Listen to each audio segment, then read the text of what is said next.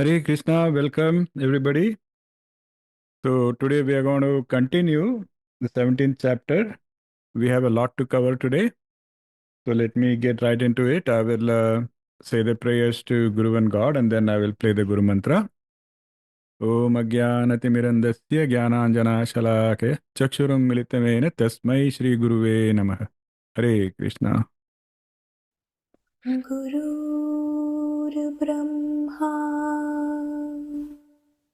गुरुर्विष्णु गुरुर्देवो महेश्वरः गुरुर्साक्षात् परब्रह्मा तस्मै श्री गुरुवे नमः। तस्मै श्री गुरुवे नमः। तस्मै श्री गुरुवे नमः। Hare Krishna.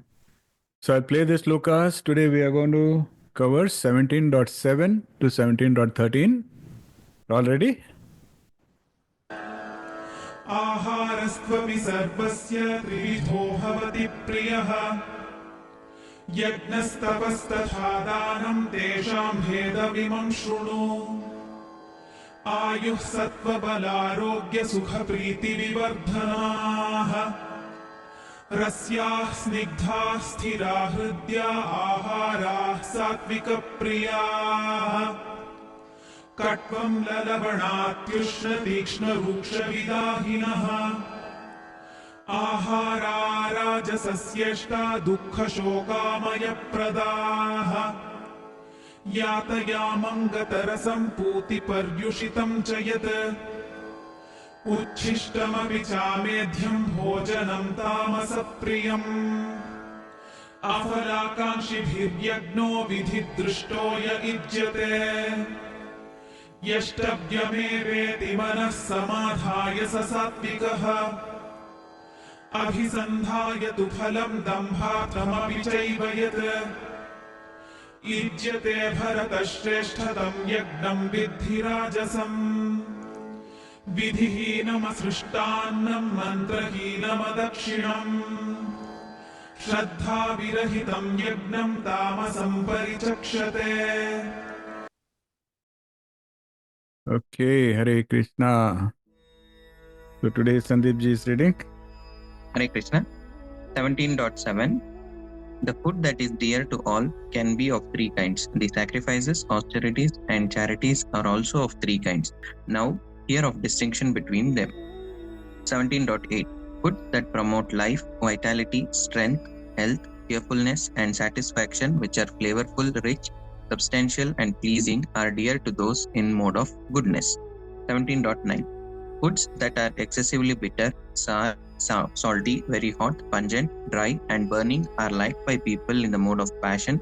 Such foods produce pain, grief, and disease.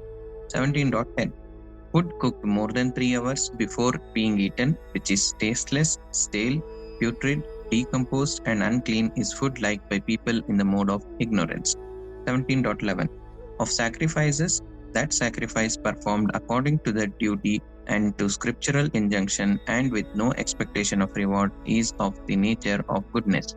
17.12 But that sacrifice performed for some material gain or performed for showing off out of pride, O chief of Bharatas, you should know to be in the mode of passion. 17.13 The sacrifice which is performed without following the scriptural injunctions, in which no food is distributed, no hymns are chanted, no donations are made, and which is performed without faith, is said to be in the mode of ignorance. Hare Krishna. Hare Krishna. Thank you, Sandeep ji. So, if you remember, throughout the Bhagavad Gita, Krishna has been guiding us to understand how, there are a lot of these subtle forces that shape our consciousness, that shape our thoughts, actions. In many chapters ago, we said we should never be in the mindset of doership. This was one of the reasons we said, because There are so many other factors which are responsible for what we think, how we think, what we do. Correct?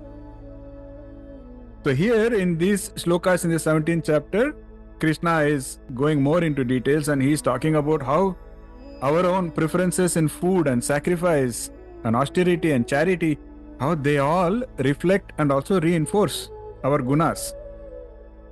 It's a very fundamental principle. The principle says that our choices, they reflect and strengthen our inner state of being. In other words, if you are Sattvic, you are going to do things that are Sattvic. And when you do things which are Sattvic, it is going to again reinforce that Sattvic nature within us. And vice versa.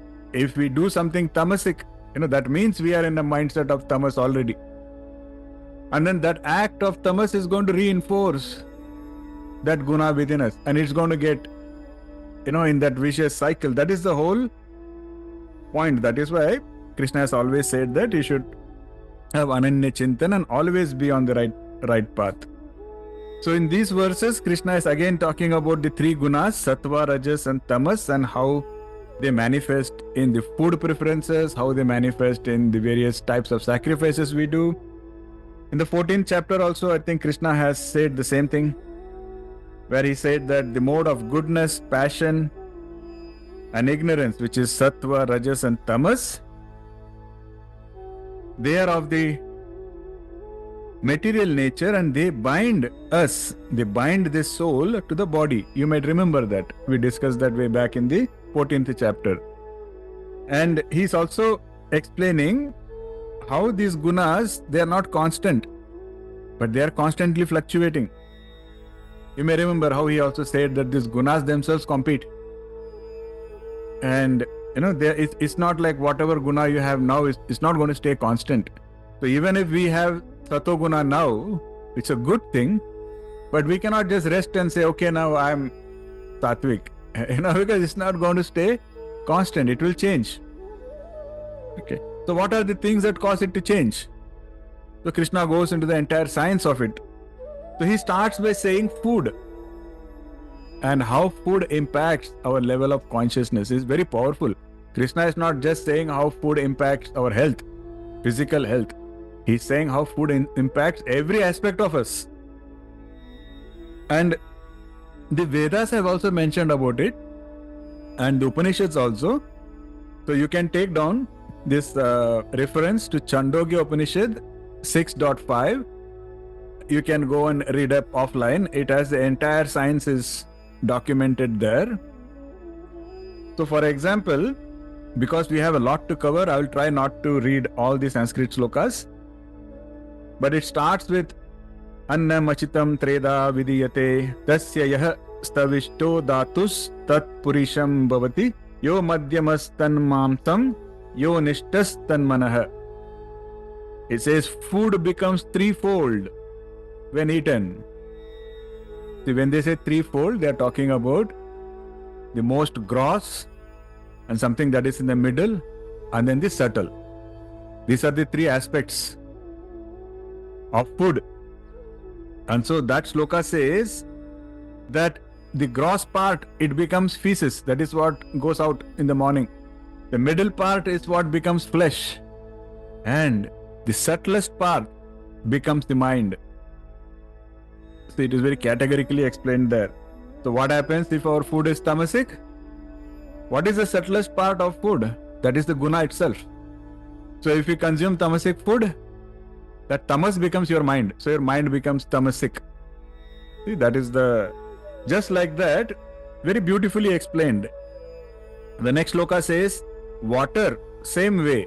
When you drink water, the gross part, it becomes urine and it gets flushed out of the body.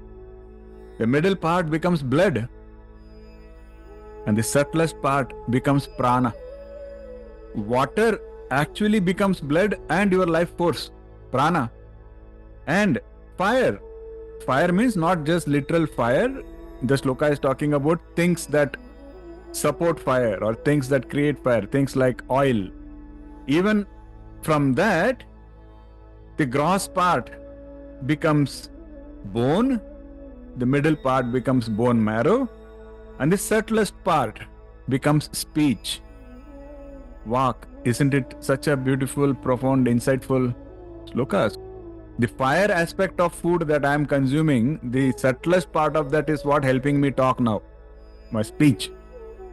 The most potent of these statements is Annamayam hi somyamanah apomayah pranah tejomayi vagiti. Truly, by food only, my dear, the mind is formed. By water, the breath is formed.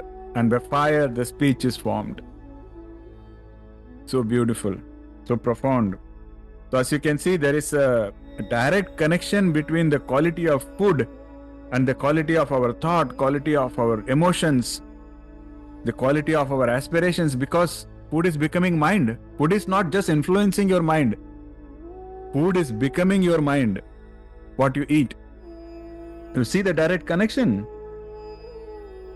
So actually even modern science, they have done a lot of research and they have confirmed that our dietary patterns, they impact not just our physical aspects, but they also impact our neurological health, cognitive function, psychological well-being.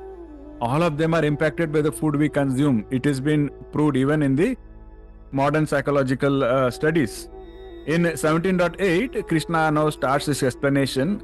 He goes a little deeper and he says, I will explain to you now what these types of food are. What is Sattvic, what is Rajasic, and what is Tamasic. And he says that people who are in the mode of goodness or Sattva, they are attracted to foods which are in the mode of goodness. Like attracts like. So if you find yourself attracted to all unhealthy stuff, that means your mind is not in a healthy state. I mean, that is something that even in modern psychology and science, it has already been documented.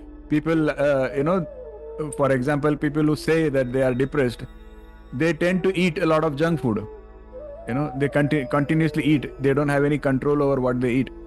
But that is the science Krishna is explaining. And so he's saying now, if our mind is in a state of goodness, we will be attracted to Sattvic food only. And what is this Sattvic food? The Sattvic food, it promotes clarity, balance, spiritual awareness. What are the characteristics? See, there is a common misconception, especially among youngsters, and they will say that Sattvic food means it is bland, it is tasteless. That is not true, because Krishna especially says that Sattvic food are rasya. Rasya means ras. They are juicy, they are flavorful, and they are hridaya, which are pleasing to the heart.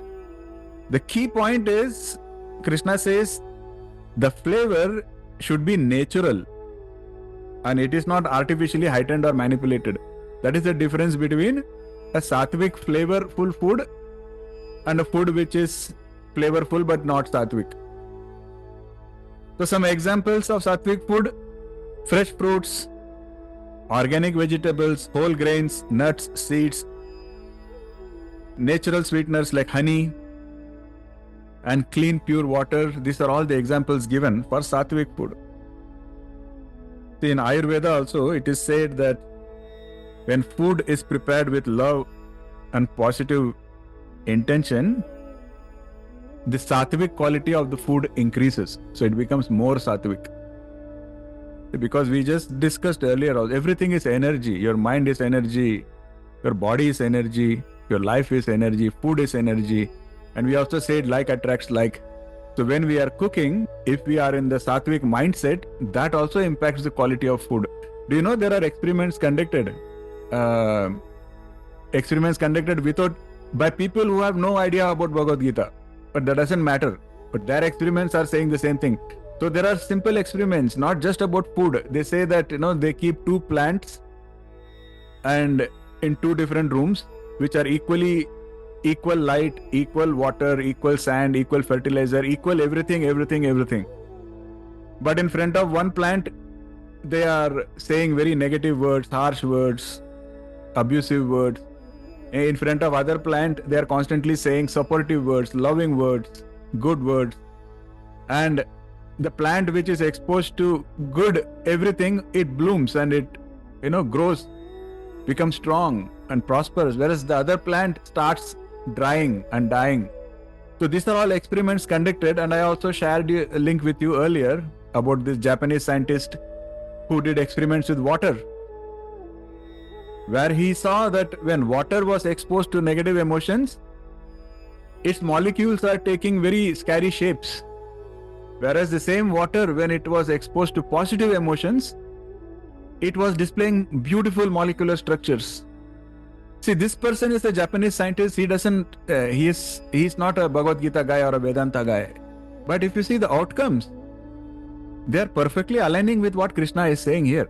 So he's saying our mindset also determines the quality of the food. See, that is why we say offer food first to God before eating. Because that food, the very act of just offering to God with that mindset increases the sattvic nature of that food. That becomes more healthy for us.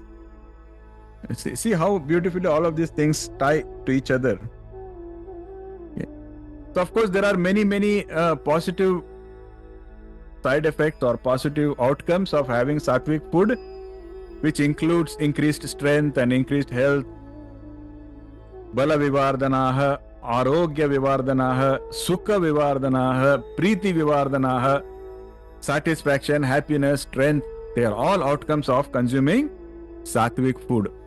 So we are not like depriving ourselves of anything by following the path of sattvic food. That is the right way. That is the right food to have.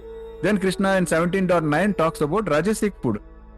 So he categorizes Rajasic food as food which is very bitter, very sour, very salty, very hot, very pungent, very dry, very burning. What is the key word you can capture here? Anybody captured any one common keyword? Very. Excellent. So as you can see, that very is the key. So if you are eating food and if you can say very to any attribute of the food, then that is a Rajasic food. It's such a simple way to determine whether what you are eating is Rajasic for sure. It cannot be very sweet or very sour or very salty or very spicy. Anything very makes it Rajasic. And also there is a very interesting aspect. The interesting aspect is food, if you consume it in a hurry, even sattvic food, but if you are in a big hurry, you just want to finish it off, that food becomes Rajasic. That is why you are supposed to first think of God and offer it to God, because that first brings your mind to a level of calmness. And after that, you sit and eat. It doesn't matter, you don't have to eat too much. But whatever you are eating it with that bhava of love and devotion, and eat it slowly, eat it like, gradually, and that becomes more and more sattvic. But if you are in a hurry to just, I have to go somewhere, I have to eat, and that even so-called sattvic foods become Rajasic. Very, very important. What are the effects of such food? Now see, Krishna is very clearly saying the consequence of Rajasic food. See, when I said very, do you know one more interesting adjective where that very can attach itself to? Very tasty. So, if you're eating something and if you can say it is very tasty, okay, then that is also Rajasic. Keep that in mind. Okay? Mostly Rajasic. And Krishna says, what is the problem with Rajasic food? Dukkha sokha maya pradaha. Rajasic food will always produce suffering and grief and disease in the end. Shreya versus Preya. It is Preya. It will feel very pleasant and very nice now. But if you continue having such Rajasic food, eventually it is going to lead in suffering and disease. And people won't even know. Look around us. Look around, today, like young children, they are having diseases, 40% of people are obese. Is it, and we are talking about developed nations, we are talking about nations with economic growth. We have all fancy equipments, we have microwaves and we have food processors, and shouldn't we be getting healthier? But on the contrary, we are becoming more and more sick. And that is the whole science that we need to be aware of, that Krishna is explaining beautifully here. He's saying, today, majority of us, we are consuming Rajasic food. And because of that, like processed food is Rajasic. Doesn't matter even if it is milk. If it is processed milk, that is Rajasic. And most of what people eat today, it's all processed. See, without knowing. And that is why we have to keep an eye. There is a very beautiful saying. It says, you can choose to either pay the farmer today or pay the doctor tomorrow. So even if it is a little more expensive, if you can find a farmer's shop, if you can find organic produce, go spend money there. And that is how you can have less Rajasic food and not become sick in future. So there is another text called Charaka Samhita, which is a very ancient Ayurvedic text, and that also talks about all of this. It says that one who consumes Rajasic food, they will develop disease born of Rajas, and they experience suffering, and they will always have a restless mind. What was one of the key requirements that Krishna has said in the Bhagavad Gita for spiritual evolution? It is Samatvam. Samatvam means calm mind. And Rajasic food will not let your mind be calm. Rajasic food will always disturb the mind. And this is what is written even in Ayurveda. Ayurveda is not a religious book. Ayurveda is a scientific book. So Ayurveda also says the same thing, that Rajasic food will disturb your mind and it will create disease in the long run. 17.10, then Krishna goes on to talk about the third category, which is the absolute worst category, Tamasic food. What is Tamasic food? In fact, Tamasic food is tasteless, contrary to the belief. And it is putrid and decomposed and foul. People who are in the mindset of Sattva Guna, if something is decaying, they will feel repelled. They will not want to go near it. Whereas people in the Tamoguna, they will enjoy things that are decaying. For example, instead of eating fresh grapes, they will take the grapes, they will, make it rot. And once it is rotted, they will take the juice out of it and they will merrily have it. And they will call it many fancy names, but basically that's what is happening, right? And that is the whole point. The point is, people who are given to, and people, maybe you are not Tamasic, but if you start consuming that kind of Tamasic food, you will become Tamasic, because the gross part becomes something and the subtle part becomes your mind. That is the science that we cannot, Now, there is something interesting here which I wanted to talk about, because the sloka uses a word Yatayamam. So this is a slightly contentious word because you can do your own research. It will be an interesting homework for you. This is sloka 17.10. So go and read many versions of Bhagavad Gita. Read the one by Mukundananda. They are all available online, So read the one by Mukundananda, read the one by Gambirananda, read the one that, Ramakrishna Mission has, read the one that Chinmayananda has given. We have easy access to all of that, and you will see that many people have interpreted it slightly differently, that particular word. So I have gone a little deeper to make sure that my explanation is based on, evidence, and it is based on actuals. Yatayamamam is a compound word which is derived from Yatha, means elapsed or past, and Yam, which means Yam was a unit of time. In olden days, they used to use that as a unit of time. 1 Yama, 2 Yama, like that. So Yama, it has been used in many various different contexts. So the day itself was divided into several yamas. So the exact number of yamas in a day and the duration, that has been varied. Different texts have been talking about different calculations for that. But these are some common interpretations that I'm giving you. So in some texts, you will see that a day is divided into 4 yamas. So if a day means what? Day is 12 hours, night is 12 hours. That is how it is in the scriptures. So when you say day itself is divided into 4 yamas, then 12 by 4 is 3. Then 1 yama will be approximately 3 hours. Whereas in some texts, a day is divided into 8 yamas, but then they call a day as 24 hours. For them, sunrise to sunrise is a day. And then another interpretation of yama is 1/8 of a day and night. which also again comes to around 3 hours. But then there are some Buddhist texts and Jain texts. For them, a yam is 1/6 of a day and night, which is around 4 hours. So I'm giving you all of these different things only because you should not think that there is a conflict in the script itself or conflict in the shloka itself. The shloka is very clear. The shloka just talks about yata yamaha. So Krishna is calling that as one of the characteristics of stale food or tamasic food. So when Krishna says that, some people say food that is cooked more than 3 hours ago is tamasic.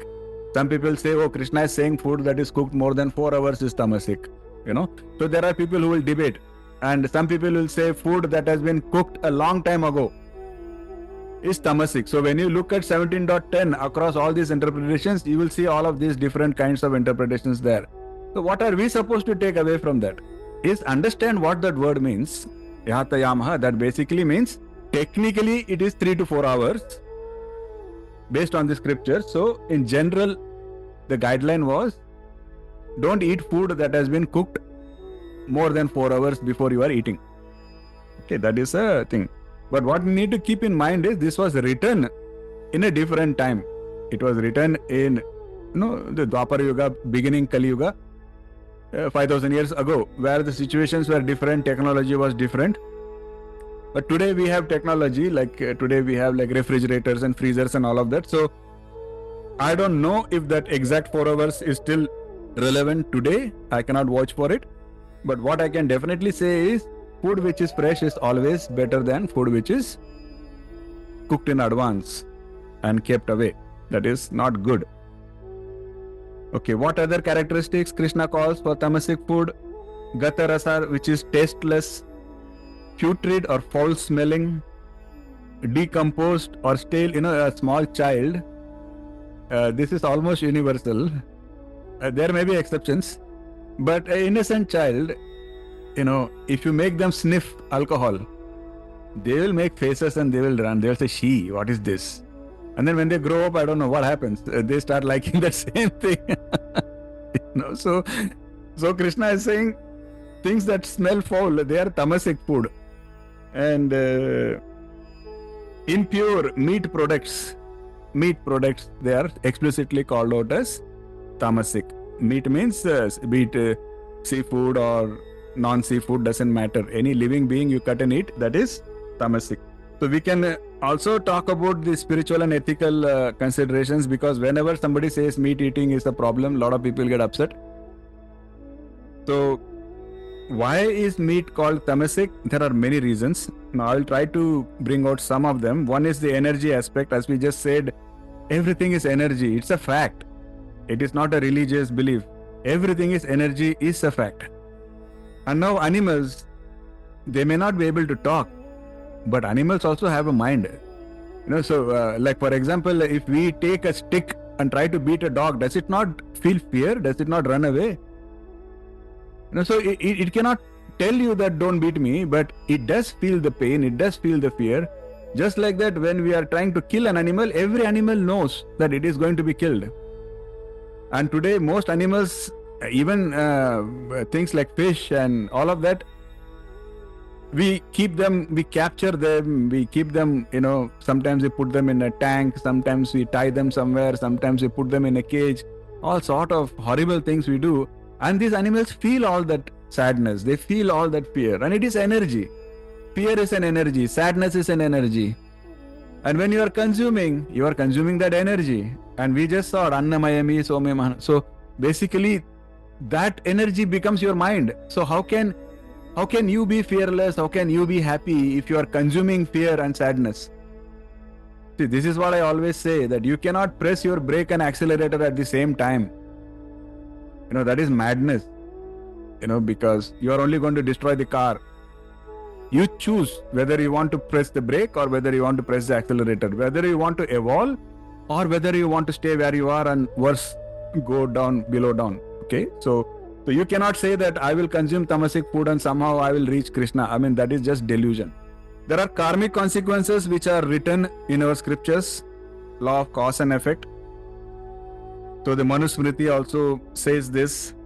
this I don't have to explain. I mean, a lot of scriptures have said, a lot of saints have said. So there is a karmic aspect. When we consume animals for the sake of our own pleasure, why do we consume them? We consume just because we like the taste, or it is pleasure. That is pretty much all there is, and so there is a karmic consequence for that. So as Krishna said, there is a very different aspect to Krishna when he says karmanyevadika raste ma phaleshu kadachana. There is a very different aspect is, yes, you can do whatever you want, but that is in your hand, yes. But the fruit is not in your hand.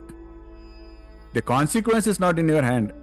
Yeah, you can do tamasic things today, but what happens tomorrow because of that is not in your hands. If there is a karmic consequence coming, you will have to face it. You will have to suffer it. That is the unfortunate reality. And there is a more subtler reason also, which is the whole thing of amanitvam, adambitvam, satyam, and then there was ahimsa.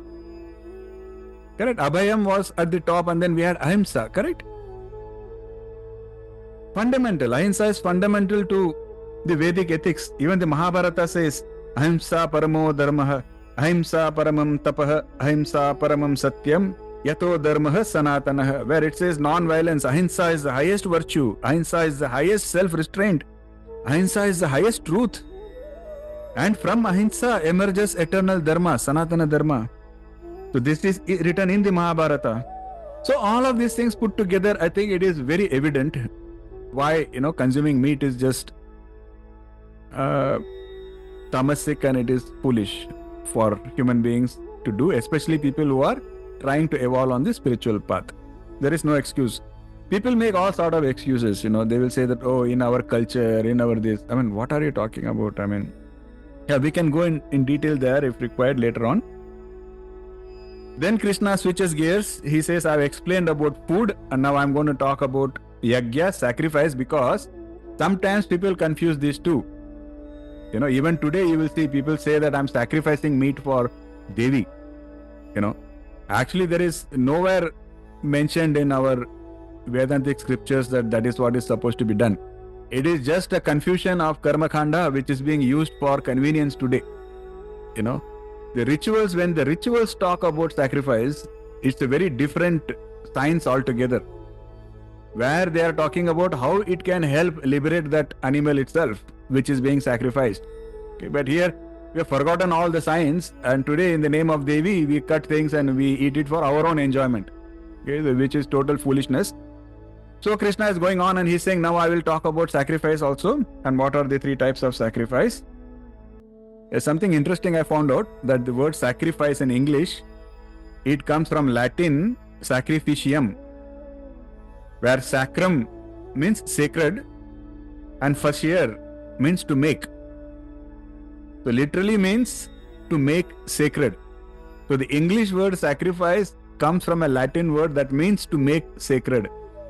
It doesn't mean you cut something else or you kill somebody else. It actually means to make sacred, where we convert something which is ordinary into something which is divine. And so initially in the Vedic tradition, yajna basically meant fire rituals where we made offerings to various deities. However, Bhagavad Gita is explaining this concept and includes any action which is performed as an offering to the divine, that is called as a yajna. You can go revisit chapter 3.9 and go read it again, where Krishna had said that, O son of Kunti, perform your duties as a sacrifice to the Supreme. Yes, in other words, sacrifice does not just mean you are cutting some animal and feeding somebody, or you are cutting a human or something. Sacrifice is just an offering, and even what you are doing, your duties, your karma, that also can be a sacrifice. So now let us come back to the topic that Krishna is talking about. 17.11, he talks about Sattvic sacrifice, where it is, what are the aspects of a Sattvic sacrifice or a Sattvic yajna? Afala akangshibihi. Afala, without expectation of a reward. Nor does it again have another meaning, karmanyevadika raste, because he says when you don't expect rewards, when you are not attached to rewards, then the karma becomes sattvic. Beautiful. Second, vididishtaha, according to scriptural injunctions. And third, yastavyam yaveti, performed simply because it is the right thing to do. It's very beautiful, simple explanation. And Krishna is saying what you do has to be with the good intention. And even the Mandaka Upanishad, it describes this. It says that there is no other path for liberation than that on which the virtuous sacrifice with faith and austerity, seeking the self through knowledge. That has to be the intention for sacrifices or yajna. The intention, the bhava matters. And today what people do, they will cut an animal, they will say, I'm sacrificing. But what is the intention? Oh, tonight dinner, tasty. So that is the problem, is we have lost the understanding of what a sacrifice is supposed to be. Sattvic sacrifice is basically a sacrifice which is done with only Sattvic mindset and the Sattvic bhava. The end goal is just self-realization and spiritual evolution. If that is there, then your yajna, your sacrifice, it all becomes Sattvic. What is Rajasic? Of course, you might have guessed it. Sacrifice done out of pride, and done out of expectation. Any yajna, any sacrifice, if you do it with expectation, like, God, I'm keeping 15 coconuts in front of you, tomorrow just make sure I get my PR.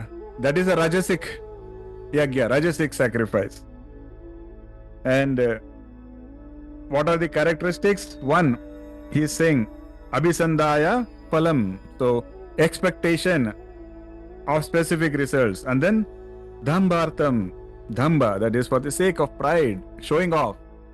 Some people will go and, they're like, oh, I'm donating 50 kilos of bananas to a temple. Then I'll have to take a photo. I'll have to put it on Facebook, a selfie. So that is all dhamba. That is all like, why do you have to tell anybody that you gave anything to anybody? Think about it. Let us say you have helped somebody. What makes you tell about that to somebody else? If you introspect deeply, you will realize it is your pride. You want that people should say, oh, you're such a nice person. Oh, wow, you have done so much charity. So that ego has to feel good. Your pride has to feel good, puffed up. Correct? And that kind of a thing. So although you think you are doing a Sattvic thing by helping somebody, yes, helping somebody is Sattvic. But the way you do it and you show off, that becomes Rajasic. See, very, very important to understand all of this. In fact, some great acharyas have said that any good act we perform, the moment we advertise it, it loses its benefit of being Sattvic. Very, very important. And what is Tamasic sacrifice? Empty rituals which are made in the mode of ignorance. So the kind of so-called sacrifice we do today, some festival and somebody thinks we have to just cut animals and cook animals and cook fish and all of that, and somehow it is religious. That is actually Tamasic, what we are doing without realizing. And they are Vidhihinam. Vidhi is what is written in the scriptures. Vidhihinam. They are against what is written in the scriptures. The scriptures never encourage that. Ashtrannam, which is without distribution of food. Even that kind of a yajna, where you perform an yajna just to show off, but you are not even doing any real donation or a real charity for people. No, that is also Tamasic. Mantrahinam, where it is not accompanied by the right invocations. Adakshinam, we already spoke. Shraddha Virahitam, very, very important, where it is done without faith. Like today, when we do any kind of charity or any kind of sacrifice, are we doing it with faith? Are we doing it with that bhava? If it is not there, that is an empty sacrifice, and Krishna says that becomes Tamasic. The Shiva Purana very clearly says, Ashraddaya hutam dattam tapastapo vritaivatat ashraddaye miti proktam pretyana cheha chobyaho. It says, offerings made without faith, gifts given without faith, and austerities performed without faith, they are all futile. They are called without faith and they bear no fruits either in this world or after death. And so many people have said this in so many different words. Now, categorically, what you should be careful of, like if I have to make it a little more practical, rituals, if they are performed without understanding the true meaning and purpose, don't do it, because that becomes tamasic. If you are following any kind of spiritual tradition blindly, without even understanding, that tends to become tamasic. And if you are ignoring the ethical aspects and blindly saying, no, this is what is in my religious, like, for example, an animal is fearful, it is crying, but you are saying, no, in my particular faith, they said that I am supposed to cut it, then the God will be happy. So in other words, we are totally ignoring the ethical aspect, the moral aspect. That is also tamasic. See, in the Buddhist Dhammapada, they also have a similar insight. They say that better than 1,000 meaningless word is one meaningful word, which when said with the right intention, it will bring peace and prosperity. I hope all this is making sense. So maybe I will spend some quick insights. See, these teachings that we saw on food and sacrifice and all of that, it is also showcasing a profound interdependence between our nourishment and our spiritual evolution and our consciousness. If you see, it is tying all these things together. Because the food we consume, that influences our gunas, and our gunas will influence our thoughts, actions in turn, and then like attracts like.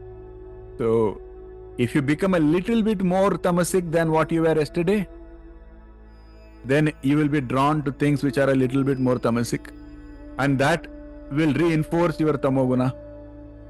And see, talk to anybody. You might all have friends who are trying to I'll give you the most popular example. I'll give you, which most of our friends would have. Like the most popular example is somebody who is trying to give up smoking or somebody who is trying to give up drinking. You talk to these kind of people, and they will all have a story that says, "Oh, I gave up for 6 months." Why are you keeping a count? Like if giving up was the right thing to do, why does it matter how long you have given up? Na? See, there is the problem. What happens? Sometimes they will celebrate. They will say, "Oh, I have given up for 1 year now. Now I can have one puff, or now I can have one peg." And ask them what happened after that. After that, the next day they will say, "Oh, I already had a puff now, so what is the big deal if I have one more?" And before they realize, they are back to square one. See, that is the science that Krishna is also explaining. He's saying, what you consume will reinforce your own gunas. So if you are consuming something tamasic, it is going to reinforce your tamoguna. And then your level of consciousness goes even lower. And at that level of consciousness, it no longer feels like the bad thing to do. That is the danger. Very, very important. Then the body has to be treated as a sacred vessel. Because why? We have to consider that this body is a tool. This body has been given for a purpose. Because the soul has no power without the body. Now, we talk about spiritual evolution. We talk about becoming more Sattvic. That is possible only when you have a body. Once the body is gone, the soul is stuck with the subtle body. And the soul is stuck with your mind. Like Sandeep ji, you remember, you gave the answer for, what is the explanation given for how does our karmas travel? You remember the answer you gave? Yes. Can you repeat that, please? Like the air carries the fragrance from one place. Exactly. Like the air carries the fragrance. That is how. So the soul is under the influence. It is stuck. It is bound. It is in bondage. But because you don't have a physical body, there is nothing that can be done once the body is gone.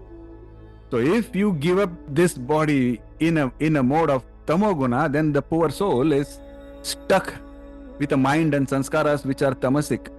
You see?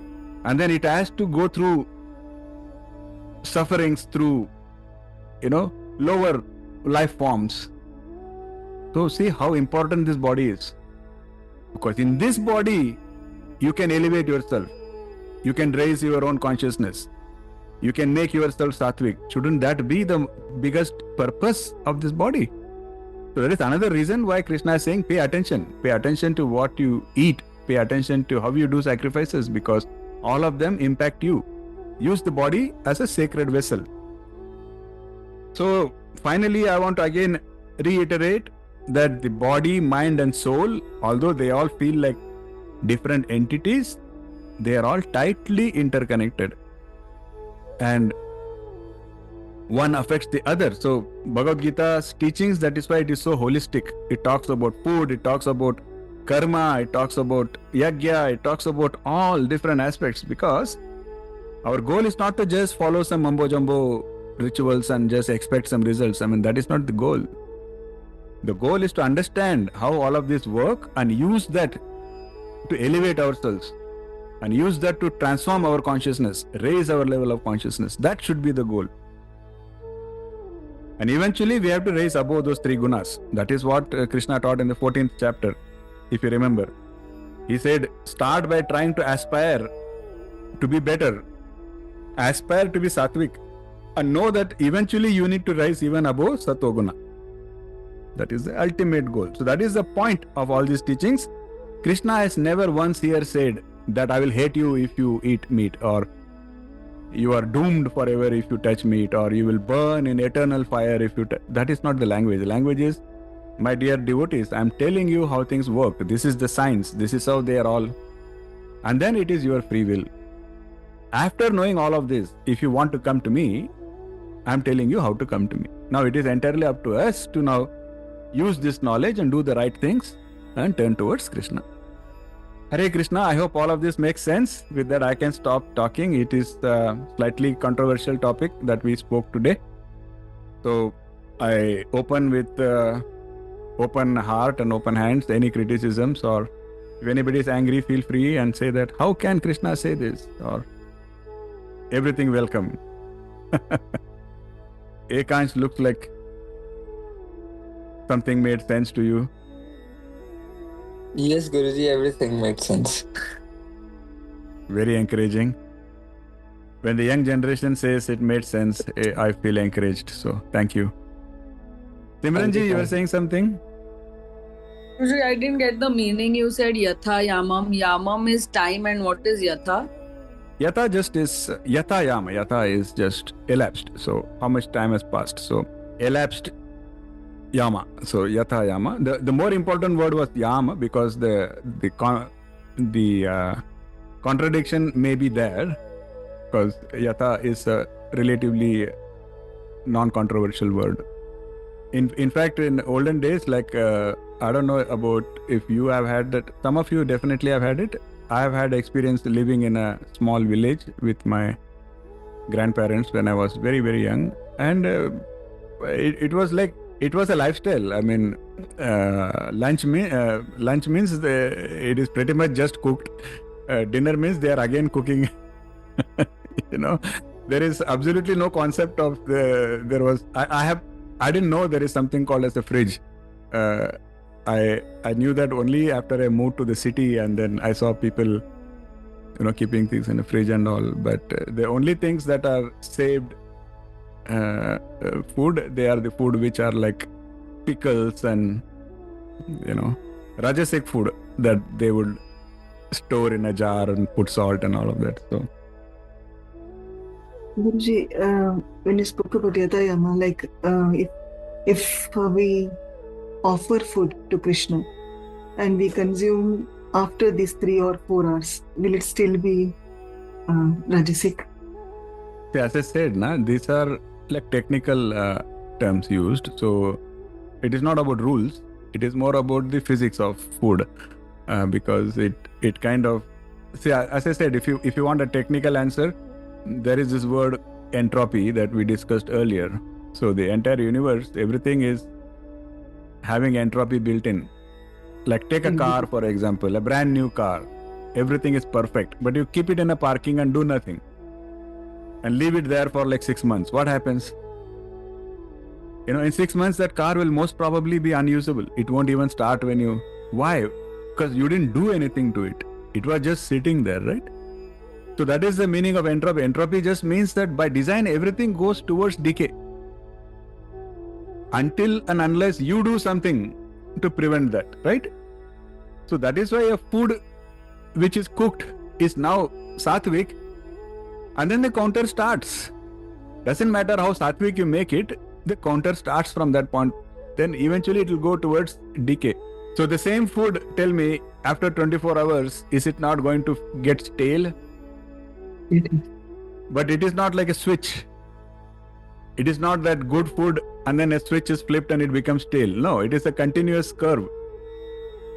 So a good food became stale, and in between it was different levels of staleness. Gradually going towards staleness. So the calculation made in the scriptures is approximately up to 4 hours, the amount of staleness is still in the realm of Satoguna, and after 4 hours, it starts becoming Tamasic, is the whole calculation. After, like, food after 24 hours is definitely Tamasic. Maybe after 4 hours and 15 minutes, it is Rajasic. I mean, I don't know. It also depends on the food, what food we are talking about. If the food itself has been Rajasic when you made, or if the food itself was Sattvic, there's so many things to keep in mind, right? So, but practically, I would say, don't make it a habit that I'm going to cook. There are some people in my own circle, I know, they will cook for the whole week. And they will make all these boxes and they'll put it in the fridge. And it is like Sunday is cooking day. And then Monday to Friday, it is the same thing keeps coming out, slowly. So that is definitely kind of Tamasic. Smitaji, you had a question? Good evening, Guruji. Yes. How about yogurt? Like, we make the yogurt. Like, for example, I'll just give my example. I make the yogurt when I'm less lazy. I do make the yogurt, and I will keep that because that yogurt will be half a gallon of milk that I'll buy, and I'll make it. And that will be there for 4 days. I'll still use that. Yeah. That one. Same thing with milk. The next thing is batter. Like, if I make the batter, mostly dosa batter, and that batter will stay for 4 days because it is not going to spoil. So yeah, how will that is fine. So you can just follow the same instructions there. Yogurt is a very good example. A lot of people ask this question. Yogurt has to be the right texture first. If you taste yogurt and if it tastes like milk, like it is not tasting like yogurt, that is also not right. And if the yogurt is very sour, it shouldn't become very sour, because if it becomes very sour, then it is starting to go into the Rajasic, Tamasic. We just discussed. Anytime very comes. So yeah, you can keep the yogurt until it doesn't start feeling sour.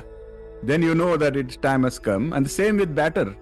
That is it's a joke, practical joke, that at least when I was a child, my grandmother used to say that the dosa batter has become sour, so it is going to get spoiled. I don't want to waste it, so I will just make uttapam, And then when I moved to the city, I found out that uttapam was a very, stylish thing. Like, people go to a restaurant and they order uttapam, and I used to, feel like, oh, my grandmother used to say, that is just a batter which is going spoiled, that she made uttapam. So when the batter is fresh, you make dosa. When the batter becomes sour, you make uttapam. So it's okay, like, if it lasts for 4 days, that we can use that, right? I'm going to use it, but I'm just trying to think when you said more than 24 hours, the food becomes Tamasic. So Yeah. See, I'll tell you some very risky habits that I've seen people do is when the yogurt becomes or curd becomes sour in the rice, when they mix and eat, they will add salt, because that salt will somehow make it not sour. That is all just for taste, but you are actually not eating healthy. I mean, that is almost on the verge of Tamasic, So don't do all of that, and make sure that the curd is in the right. And curd is the exception, I would say, because in some climates it takes longer to even form, whereas in some climates, within a day it gets spoiled. So it is subjective. So up to you. So focus on the attributes. So as I said, this yama is a controversial thing, because not everybody agrees. Some people say 3 hours, some people say 4 hours, and some people just say, subjectively, they will just say that, long before being eaten. What is that long before? That is not quantified, So, so I hope all this making sense, and Krishna has given us such pearls of wisdom where he doesn't just say raise your level of consciousness. He explains what is consciousness. He explains, what are all the aspects that impact it. He explains the habits. He explains food. He explains charity. He explains, everything in such a methodical, structured way. And then he gives us the power. He empowers us to then make a conscious choice. That is the beauty of Krishna's teachings. So, okay then, thank you so much. Looks like nobody else has any question or comments. Then we can wrap it up today. Hare Krishna. And see you all again in the next session. Hare Krishna. Thank you, Guruji. Hare Krishna. Hare Krishna. Thank you. Thank you. Thank you, Guru. Thank you. Hare Krishna. Hare Krishna. Thank you, Guruji. Hare Krishna. Hare Krishna. Hare. Hare Krishna. Krishna.